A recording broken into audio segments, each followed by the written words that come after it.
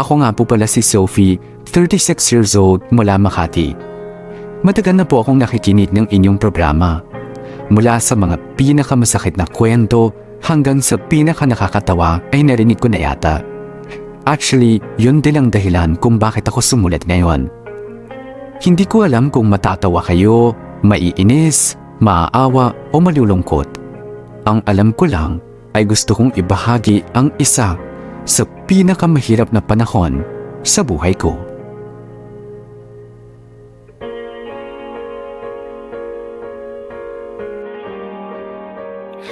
Paano kaya kung pabango na lang kaya? Lagi namang mabango yun at saka ang laki na ng perfume collection nun. Hindi niya kailangan ng isa pang pabango. Ito naman, nagsasuggest lang eh. Ano ba kasing trip ng jowa mo? Kahit ano naman kasi na-appreciate nun. O, edi kahit ano na lang ibigay mo. Ayaw ko. Gusto ko special. 5th anniversary namin Gusto ko maganda-ganda naman yung regalo ko. What if bagong phone? Kabibili namin last month Ay, oo nga pala. Sabay pa pala kayong bumili, no? Alam ko na. Bagong game na lang. Game? As in, pang video game? Oo. Hilig kaya nun maglaro. Mas hawak pa nga nun yung game consoles niya kaysa sa cellphone niya Pwede naman. Total, collector din naman pala siya, di ba? Konti na nga lang, pwede na kayo magtayo ng museum para sa mga action figures niya Sige, yun na lang. Samahan mo akong bumili O tara. Bilisan mo na, te. Anong oras na? May dinner date pa kayo ni Benji. Baka malate ka. Mabilis lang to. Teka, yun na ba yung suot mo para dun sa date niyo mamaya? Oo, bakit? Hindi ka ba dadaan sa kondo mo para magbihis man lang? Hindi na, baka malate pa ako lalo. Oks na to, hindi naman maarte si Benji sa mga suot ko Girl, naka-corporate attire ka. Nakabagpak ka pa. At saka hulos na yung makeup mo. Hindi ka man lang ba aaron ng konti? 5th anniversary date nyo to. At sa lahat ng anniversary dates namin dati, never siya nagreklamo sa suot ko. So, okay na to. Tara na. Okay, sabi mo Ikaw lang naman yung magmumukhang ewan dyan sa pictures. Anong pictures? Sa ano nyo ni Benji, bakit hindi ba kayo nagtitake ng picture sa date nyo? Hindi masyado. Bakit? Edi okay. Weird mo. Anyway, let's go.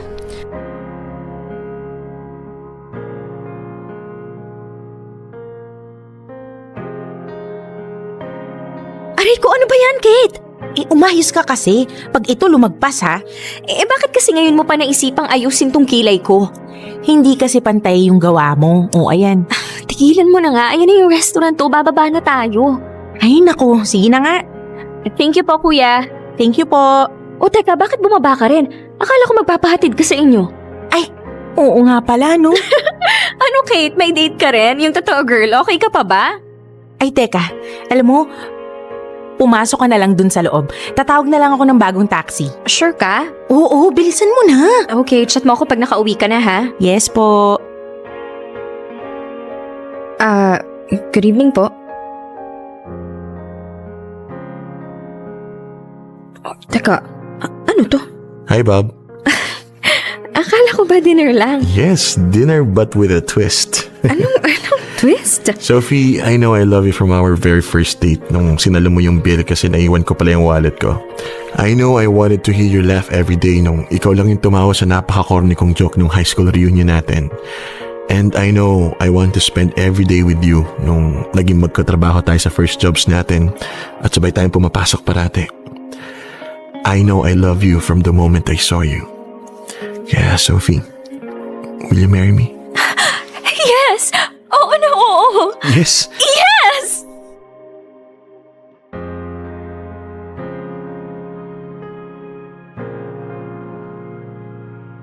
Five years na kami ni Benji at sobrang saya ko na finally, ikakasal na ako sa taong mahal ko. Siyempre, excited na excited ako. Excited akong pumili ng gown, mag-design ng invitations, pumili ng venue, lahat na. Si Benji ang first boyfriend ko at sobrang swerte ko na siya na rin ang mapapangasawa ko. Ang dami naming pinagdaanan sa 5 years na yon. Nakita ko ang buhay niya noon, mayaman at sunod sa luho. Nakita ko siyang madapa sa buhay nung nalugi ang negosyo nila. Pero nakita ko siyang bumangon at proud ako na siya ang mapapangasawa ko. Sa 5 taon naming relasyon, Akala ko lahat ng hirap na pagdaanan na namin. Hindi pa pala. Bago pa lang pala nagsisimula lahat ng hamon sa aming dalawa.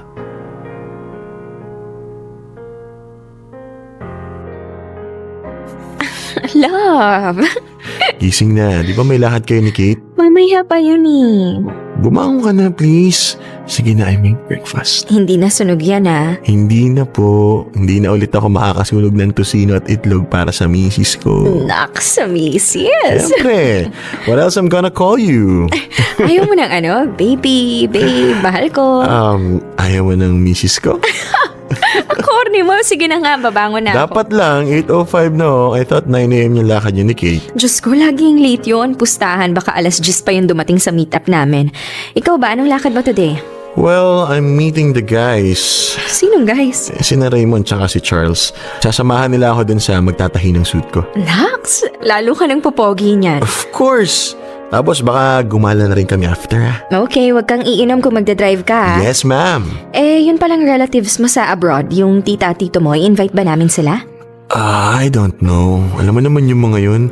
Hanggang ngayon galit sa akin dahil doon sa nangyari sa pera nila mama at papa. Ang laki ng galit nila. Di pa nila alam kung gaano rin kahirap sa'yo yung nangyari? Let's not talk about them. Even if hindi sila dumating, at least nasa kasal naman sila Tita Ria at saka si Cyrus. Correct. Kami na lang ang pamilya mo. Kayo naman talaga eh. Alam mo, simula nang mag-propose ka, lalo ka naging maharot. Talaga ba? Oh, himala. Why? Nag-text si Kate, andun na raw siya sa meetup place namin. Ang aga? Oo nga eh, wait, kakain na ako't maliligo kasi tatalakan ako nito pag ako yung nalate. Sige na, bilisan mo na.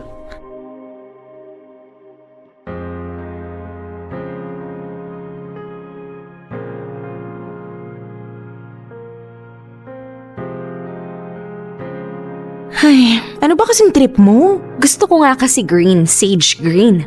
Green? Sure ka ba dyan? Alam mo, ang reklamador mo. Excuse me, as your maid of honor, sinasabi ko lang sa'yo na ang tsaka ng color palette na gusto mo. May mga kasal kayang kulay green yung motif. At mukha silang lumot. Ay, ikaw ba yung ikakasal? Bakit ba mas maalam ka pa sa akin? Ano bang sabi ng Englishero mong boyfriend tungkol dito? Sabi niya, go for anything you want, love. Ayaw mo talaga ng pink? Ayoko. Ay, naku, ano ba yan? Sige na nga, green na. Okay, next. Hanap na tayo ng pwedeng gumawa ng dress ko. Excited talaga ako, Kate. Hindi naman halata. Sungit? Charot lang to naman. Anyway, naglista na ako ng mga pwede nating i-contact para dun sa wedding dress mo. May contact na ako dun sa Makati, sa Laguna, at saka meron na rin dun sa QC. Sipag. Syempre, no, anything for you. Ay, yung suot pala ng mama mo, tsaka nung kapatid mo, ipapagawa na rin ba o ire-rent na lang natin? Check natin kapag pasok sa budget, ipapagawa ko. Ay, ang yaman. Loka, syempre kami na lang tatlo sa pamilya, di ba? Gusto ko special. Gusto ko si Mama tsaka si Cyrus yung maghahatid sa akin sa altar. Eh, kumusta na nga pala siya? Ayun, pumasa na rin sa thesis niya. So, gagraduate na. Malapit na. Binilhan na nga ng bagong motor ni Mama eh. Early graduation gift daw. Nox naman, ang spoiled naman ng bunso. Sinabi mo pa. Ay wait, tumatawag si Mama. Hello, Ma? Sophie? Bakit po? Teka, bakit ganyan po yung tono niyo? Anong meron? Anak, andito kasi ako sa ospital. Si Cyrus kasi. Ano? Ano nangyari? Ma? Si Bunso na aksidente, nahagip ng truck. Ano?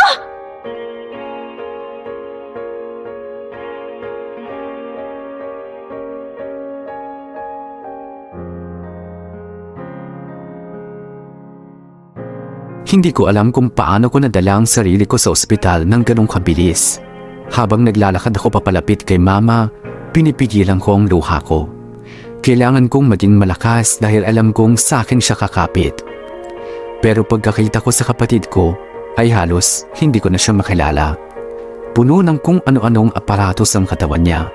May benda halos lahat ng parte ng katawan at nakataas ang bali niyang binti. Hindi ko na napigilan ang luha ko. Alam ko sa simula ng oras na yon, mag-iiba na ang takbo ng buhay ko at hindi na matutuloy ang kasal ko.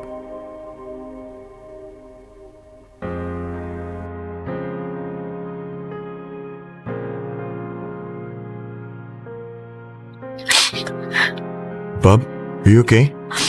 Okay lang. Tara na. Tara. Si tita, is she with Cyrus na? Oo, nasa kwarto na siya. What time do you need to be back here tomorrow?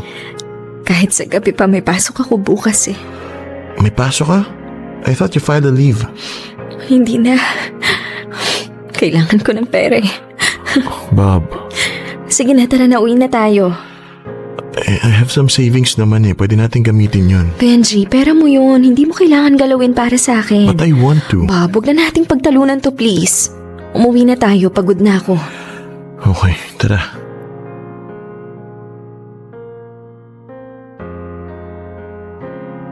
Hello po? Hello po, ito po ba si Miss Sophie Reyes? Yes po, sino po sila? Hi ma'am, ako po si Leia from A&J Printing. Iko-confirm ko lang po no na ika-cancel nyo na yung pagpapaprint ng wedding invitations. Yes po. Ma'am, na-print na po kasi yung unang batch. Ang policy po kasi namin is pwede lang kayong mag-cancel kapag hindi pa napiprint. Otherwise, hindi nyo na po mababawi yung down payment nyo. Opo, gets naman po. Bale, wag niyo na lang po muna ituloy yung pagpiprint ng mga natitirang wedding invitations. Sige po ma'am, thank you po. Thank you. Sino yun? Yung magpiprint sana ng wedding invitations. So you canceled it na? Oo. Okay. Benji. Sorry. No, huwag kang mag-apologize. I understand naman eh. Matutuloy pa rin naman yung kasal kapag gumaling si Cyrus, di ba? Oo naman. Maliban na lang kung tatakbuhan mo ko. Never. I love you, Benji. I love you too.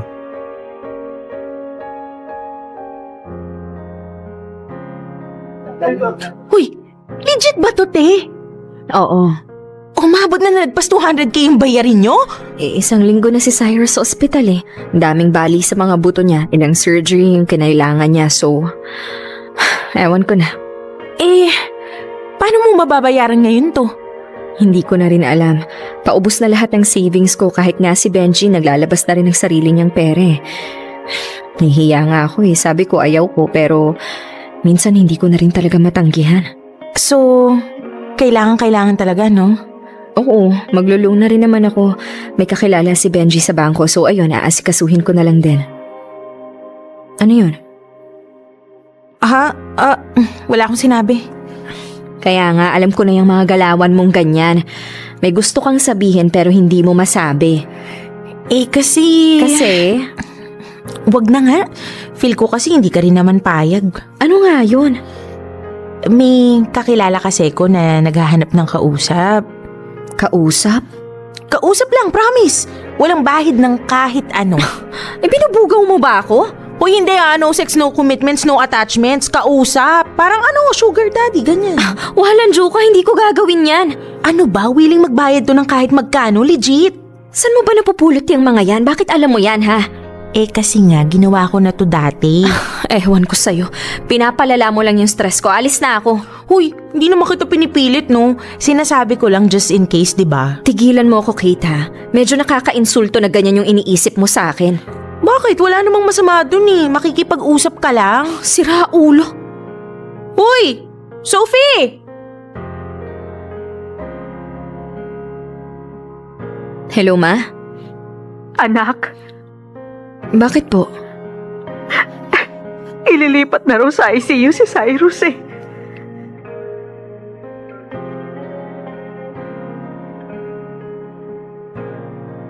Aaminin ko, desperada na ako sa pera. Wala na akong mapagkunan ng panggastos sa ospital at sa araw-araw naming mga pangangailangan ni Mama.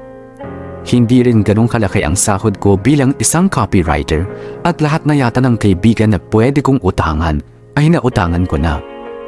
Ayoko rin namang gastusin ni Benji yung ipon niya. Ayoko rin kumapit sa patalim pero nung mga panahong yon, hindi ko na talaga alam kung anong gagawin ko.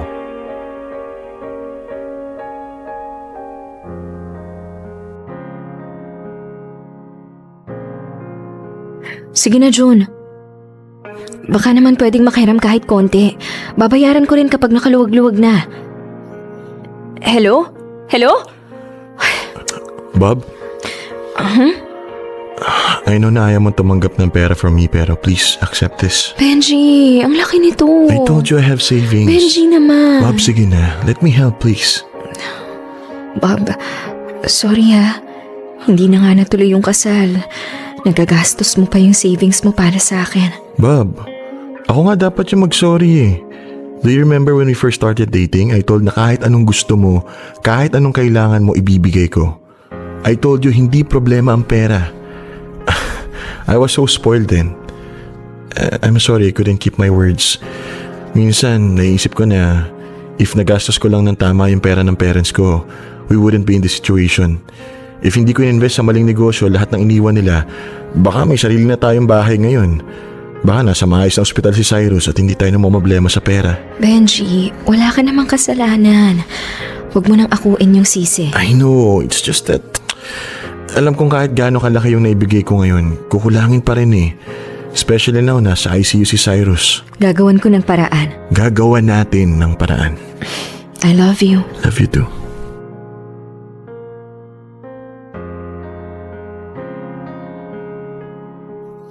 Hello? Kate?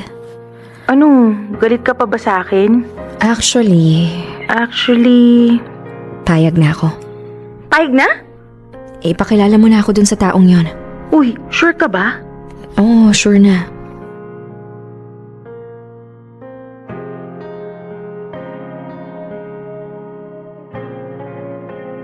Kabado ka ba? Medyo. Huwag ka nang kabahan. Mabait naman yan eh. Anong gagawin ko pagdating ko dun? Wala, makikipagtsikahan. Shikahan na, hindi tsuktsakan. Hindi nga, mabait yan promise. Gusto lang talaga ng kausap. Oh, basta ito ha. Room 1018 kayo. Mag-hello ka lang pagdating mo, okay na yun. Sige na.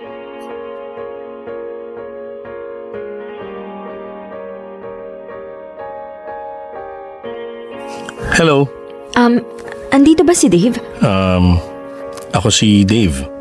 Ikaw si Pia? Oo, tama. Pia. Sorry, akala ko... Akala mo? Wala. In-expect ko lang na mas matanda ka. Tara, pasok ka. May wine pala ako dito kung gusto mo. Gamagalala. Di kita lalasingin. May juice box dyan sa ref kung gusto mo ng ibang inumin. Juice box? Ginawa mo naman akong bata. Sinabi naman ni Kate kung bakit ka nandito, di ba? Oo, pero hindi ko alam kung totoo ba talaga yon. Ang alin? Na gusto mo lang ng kausap. Gusto ko lang ng kausap. Ano pag-uusapan natin? Kahit ano. Buhay ko, negosyo ko, trabaho ko, yung pagkamatay ng asawa at anak ko. Kahit ano.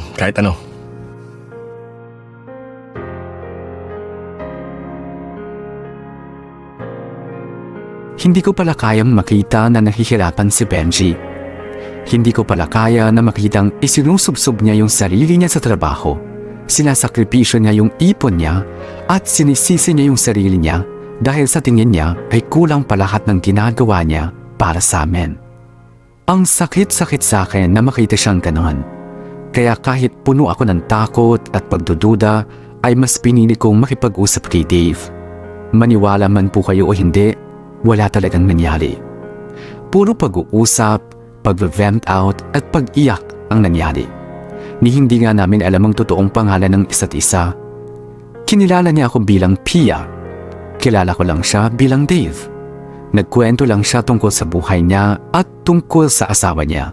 Sa totoo nga ay nagulat ako sa sobrang talino pala niya. May sense kausap, may humor at higit sa lahat mabait. Tumupad din naman siya sa usapan na magbayad ng malaking halaga para matulungan ako sa mga gastusin ko sa ospital ni Cyrus.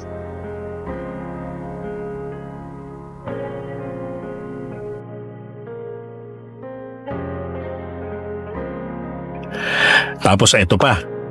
Nung bata kasi ako, gusto ko ipasok sa modeling ng mga magulang ko. Ako, sobrang mahihain ko. Tas parang may isang beses na dadali nila ako sa audition. Ayoko. So, anong ginawa mo? Lactose intolerant kasi ako, di ba? Ginawa ko, kinuha ko yung mga gatas sa ref. Tapos, ininom ko lahat para matay ako. Ano yun? Para meron sila kung hindi pumunta, di ba?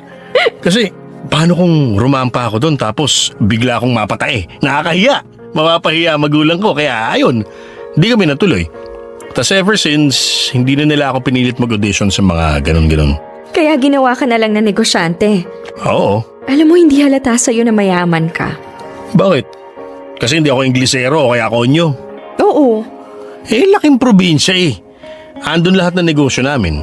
Ano-ano ba? Groceries, franchise ng mga fast food, gasolinahan. Pang dami! Alam mo, hindi halata sa'yo na palamura ka. Hindi naman talaga ako madalas magmura eh. Kapag kasama lang kita, hindi ko mapigilang magmura. Para kang yung asawa ko eh. Pag ibang tao kaharap, ang hinhin. Kapag ako na yung kausap, barumbado. Hoy, hindi ako barumbado Minsan kaya, Sira ulo. oh, tinan mo na. Tumigil ka nga. Kumusta na pala yung kapatid mo? Paano mo nalaman yung tungkol sa kanya? Nabanggit lang ni Kate. Sorry. Alam kong medyo lagpas sa boundaries natin yun, pero ang ingay kasi ni Kate eh. Alam ko. Ayun, nasa ICU pa rin. Hindi namin masabi kung mas umaayos ba yung lagay niya o hindi. Eto, Ano to? Teka. Ang laking pera nito, Dave. alam ko. Wait lang, hindi ito yung usapan natin. Pia, sige na. Tanggapin mo na. Alam ko yung pakiramdam na mawala ng pamilya. Ayokong mangyari yun sa'yo. Thank you, Dave. Bakit? Parehas na parehas talaga kayo. Nino? Nung asawa ko. Alam mo, gets ko na eh. Ang alin? Hindi ka na-recommend sa akin ni Kate dahil lang kailangan mo ng pera. So dahil ba alam niyang pareho kami ng asawa mo? Oo. Sorry kung di ka komportable. Hindi okay lang. Kaya nga ako nandito para samahan ka. Kahit anong awkward or uncomfortable nung topic, okay lang. Namimiss ko lang talaga yung mag-ina ko eh. May bahay na kami. Lilipat na dapat kami. Hanggang ngayon, di pa rin ako makapaniwala na nangyari sa akin to. 4 na buwan pa lang yung anak ko. 32 pa lang yung asawa ko. Kinuha agad sila sa akin. Sa tingin mo ba, ano kayang rason? Ba't ginawa sa akin to? Wala. Kahit anong rason ang isipin ko, walang magiging sapat na dahilan para kunin agad sa'yo ang mag-ina mo.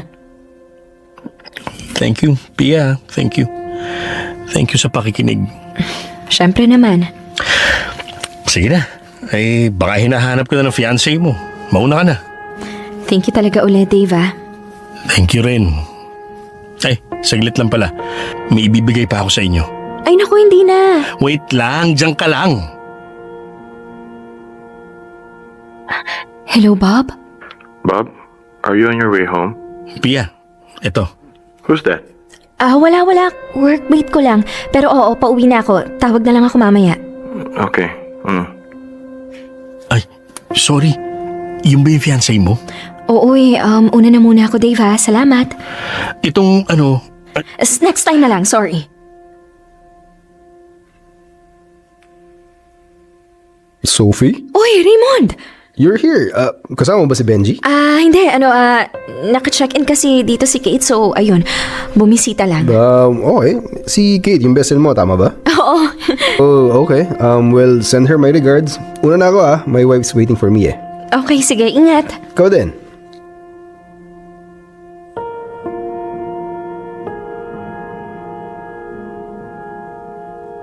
Grabe ang kaba ko nung araw na yon. Sobrang natakot ako na baka mabanggit ni Raymond kay Benji yung pagkikita namin. Pero sa kabila ng pagkatok sa akin ng konsensya ko, ay naging madalas pa rin ang pagkikita namin ni Dave. Aaminin ko, habang tumatagal ay mas nakikita ko siya bilang isang kaibigan. Oo, maraming beses na nakokonsensya ako sa ginagawa ko. Dinodouble think ko lahat ng desisyon ko. Natatakot ako sa magiging reaksyon ni Benji kapag nalaman niya ang sitwasyon ko.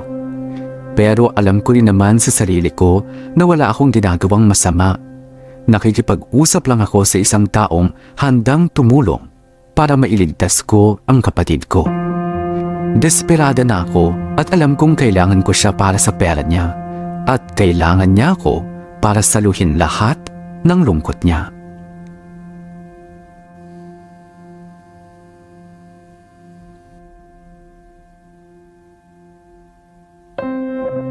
Bob, sino to? Ha? May nag-text sa'yo. Bob, hindi kita marinig! May nag-text sa'yo. Bob, hindi talaga kita marinig eh! Bob, ano ba yan? Hindi pa ako tapos maligo oh! Benji, ano ba yun? Ano to? Ha? Who's Dave? Bob, wala. Raymond told me na nakita ka niya sa hotel one time. Ang sabi mo, minit mo lang si Kate. I never questioned that. I never doubted that. Pero ano to, Sophie? Benji. Who's Dave? Ano to mga sinasabi niya? Magkita tayo ulit doon sa hotel. Ipapasundo kita sa driver ko, magbabayad ako ng mas malaki. Please, kailangan lang kita ngayon. Bob, sorry. Promise, wala kaming ginagawang kahit ano. Ano ba, Sophie? Paano wala? Nag-uusap lang kami. Kinakausap ko siya tungkol sa mga problema niya at binabayaran niya ako. Hindi ka therapy, Sophie. Huwag mo akong lokohin, please. Pihira naman, oh. Benji, wait lang please! Huwag mo ako kausapin. Benji, wait lang please. Balak ko naman talaga sabihin sa'yo. Balak mong sabihin sa akin? Benji, Balak mong sabihin sa akin na nakikipagkita ka sa ibang lalaki? wala kaming ginagawa, promise. And how do I believe you? Nasa isang hotel kayo, binabayaran ka niya. Patago kayo nagkikita, ano yun? Hindi ko gagawin sa'yo yun, Benji! But you did! You just did! Hindi pa ba ako sapat? Ha? Hindi pa ba sapat na wala akong tinitira sa sarili ko para mabigay ko sa iyo lahat, ha? Ano pa bang kulang, Sophie? Wala! Walang kulang sa'yo pero desperada ako, Benji. Alam mo, hindi ko kayang pabayaan na lang yung kapatid ko. Naiintindihan mo ba yun? Naiintindihan ko yun. Ang hindi ko maintindihan ay bakit mo gina-justify yung cheating by using your dying brother. Hindi ako nag-cheat! And what do you call this? Alignment meetings? Meet and greet? What? Kailangan ang kapatid ko ng pera. Tiran mo naman ako ng dignidad, Sophie. Fiancé mo ko. 5 years. Ikakasal na tayo dapat, oh. Bakit ngayon mo pa ako lulukuhin? I'm sorry. Benji, yun ang ginagawa mo. Give me back the ring. I can't marry you. Bob, wait lang please, Benji. Wait lang naman.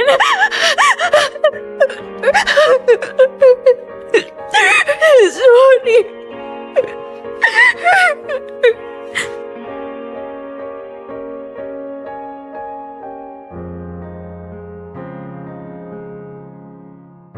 Welcome home, anak.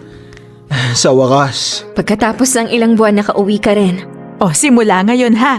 Bawal ka na maglakad sa gilid ng kalsada. Bawal ka nang magbike at bawal ka na magmotor. Ang oo nyo naman, ma. Nag-iingat lang. Si Kuya Benji pala. Anong oras darating? Hindi na darating yan. Bakit? Overtime sa trabaho? Wala na kami. Ha? Huwag mo nang alalahanin. Mag-focus ka sa pagpapahinga mo. Teka, wait lang. Engaged na kayo ah. Tsaka ako na ikukwento. Ate. Tinapos niya na. Hindi ko na naayos.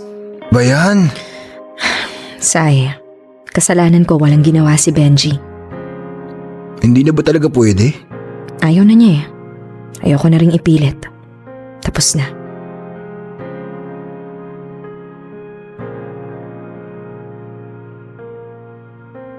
Nailabas namin ng ospital si Cyrus, pero hindi ko na naibalik ang relasyon namin ni Benji.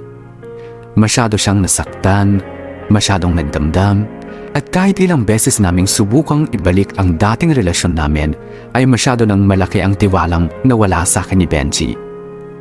Sobrang sakit sa akin na isuko si Benji. Sobrang sakit sa akin na kailangan ko siyang masaktan para lang maisalba ang kapatid ko. At hanggang ngayon, dala ko lahat ng bubog na yon. Pero kahit na mag-iisang taon na kaming hindi nag-uusap ni Benji, ay umaasa pa rin ako na pagtatagpuin kami ng tadhana. 5 taon ang hirap itapon. 5 taon yung nawala sa akin. At hanggang ngayon, nagdadasal ako na sana dumating yung araw na mapatawad ako ni Benji. Dito ko na po tatapusin ang kwento ko. Salamat po sa pakikinig. Lubos ng gumagalang, Sophie.